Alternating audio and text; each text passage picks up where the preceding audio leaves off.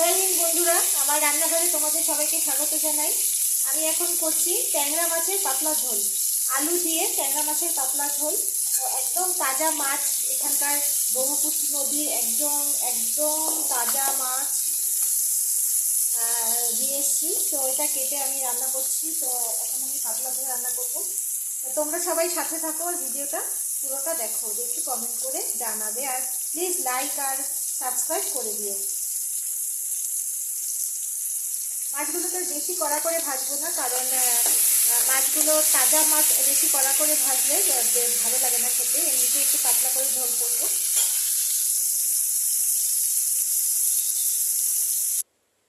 মাছগুলো ভাজা হয়ে গেছে, এখন ওই তেলের মধ্যে আমি দিয়ে দেবো অল্প করে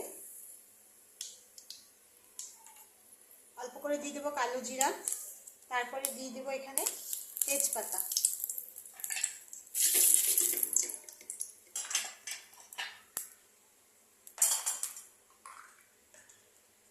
তারপরে এখানে দিয়ে দেব তেলের মধ্যেই অল্প করে আদা বাটা অল্প তেলে দেবো, তারপরে আবার আমি অল্প করে দেবো।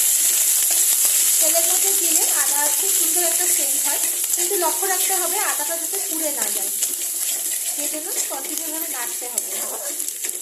এরপরে আমি এখানে কেটে রাখা আলু আর বিনস দিয়ে দেবো। চাইলে তোমরা অন্য সবজি দিতে পারো। ট্যাংরা মাছের বেশি সবজি আমি দিয়ে করি না, আমি জাস্ট আলু দিয়েই করি।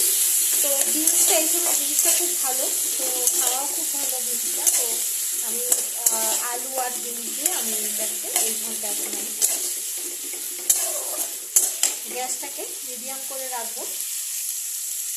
এখন আমি দিয়ে দেবো লবণ, যতটা লবণ লাগায় একবারেই আমি লবণটা দিয়ে দেবো। হলুদ,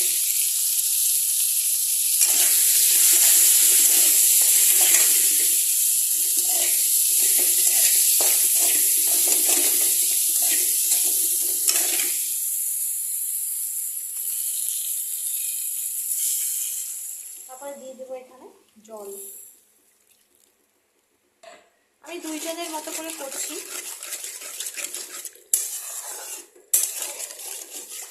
একটু ঝোল ঝোল রাখবো, তবে বেশি পাতলা ঝোল না।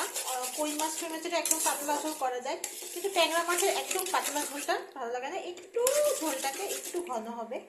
তো সরি, সেই জন্য এইটা আমি জলটা এতখানি দেবো, দিয়ে আমি এখন এটাকে ঢাকা দিয়ে দেবো।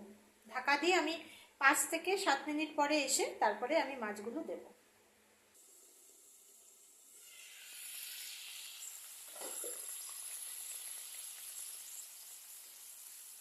তো এটা ঝোলটা ফুটছে, আর আলুটা দেখি সিদ্ধ, আলুটাও মোটামুটি সিদ্ধ হয়ে গেছে, আলু সিদ্ধ হয়ে গেছে।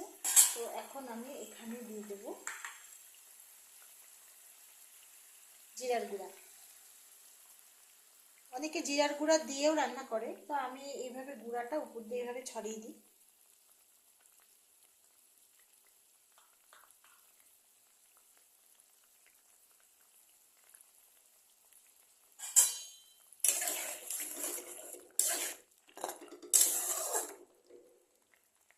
জিরার গুঁড়া দিয়ে আমি এই মাছগুলোকে ছেড়ে দেবো।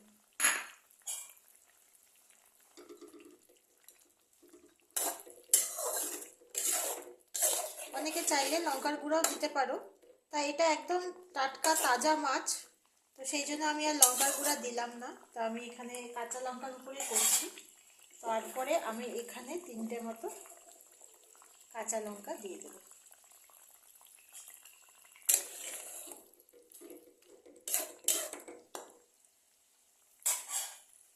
হয়ে এখানে আর একটু জল দেব,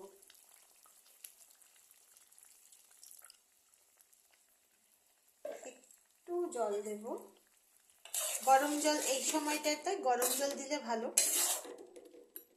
তাহলে স্বাদটা নষ্ট হয় না। তো এটা জলটা অল্প দিয়ে আমি এখন এটাকে ঢাকা দিয়ে দেবো। ঢাকা দিয়ে আরও 2 থেকে 3 মিনিট এটা হতে দেবো, তারপরে গ্যাস বন্ধ করব।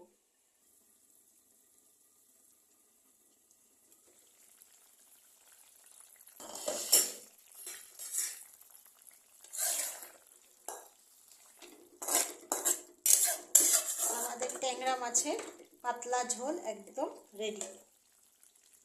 আমার এই রেসিপিটা যদি তোমাদের ভালো লেগে থাকে, একদম সিম্পল রান্না, খুবই সিম্পল আর খুব ঝটপট হয়ে যাওয়া রান্না। ট্যাংরা মাছ যদি কাটা থাকে তাহলে কোনো ব্যাপারই না, এই রান্নাটা করতে খুব কম সময় লাগে। তো তোমাদের যদি এই রেসিপিটা ভালো লেগে থাকে তাহলে লাইক, শেয়ার আর সাবস্ক্রাইব করে দিও। আমার সাথে থেকো, তোমরা সবাই ভালো থেকো। আজকের জন্য টাটা।